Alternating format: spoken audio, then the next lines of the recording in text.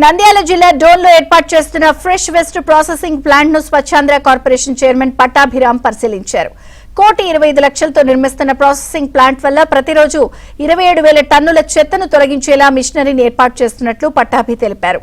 త్వరలోనే డోన్ ను dump yard free నగరంగా చేరుస్తామని స్పష్టం చేశారు.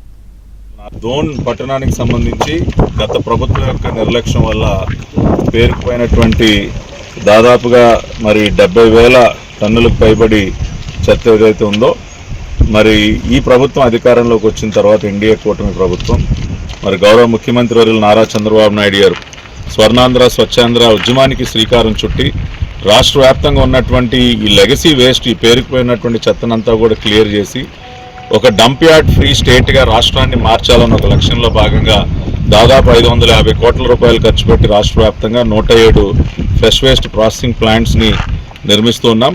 వారి ఆదేశాలకు అనుగుణంగా డోన్లో ఇప్పటి వరకు మేము ఏదైతే పేరుకుపోయినటువంటి పాత చెత్త లెగసీ వేస్ట్ ఏదైతే ఉందో 70,812 మెట్రిక్ టన్నులకు గాను ఇప్పటికీ 45,000 మెట్రిక్ టన్నుల దాకా ఇప్పటికే క్లియర్ చేయడం జరిగింది.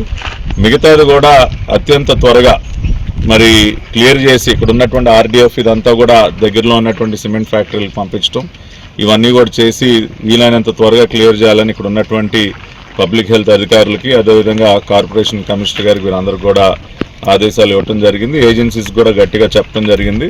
అదనపు మెషినరీ కూడా ఎల్లుండికి ఇక్కడ రాబోతున్నాయి. అదేవిధంగా దాదాపు 1,25 లక్షల వ్యయంతో ఇక్కడ నిర్మిస్తున్నటువంటి ప్రాసెసింగ్ ప్లాంట్ కూడా ప్రతిరోజు దాదాపు 27 టన్నుల చెత్తని ప్రాసెస్ చేయగల సామర్థ్యం కలిగినటువంటి ప్లాంట్ నిర్మాణ పనులు కూడా ఇంకొక 2 వారాల్లో పూర్తిగా వస్తున్నాయి. రూఫింగ్ అంతా కూడా స్టార్ట్ చేయబోతున్నారు.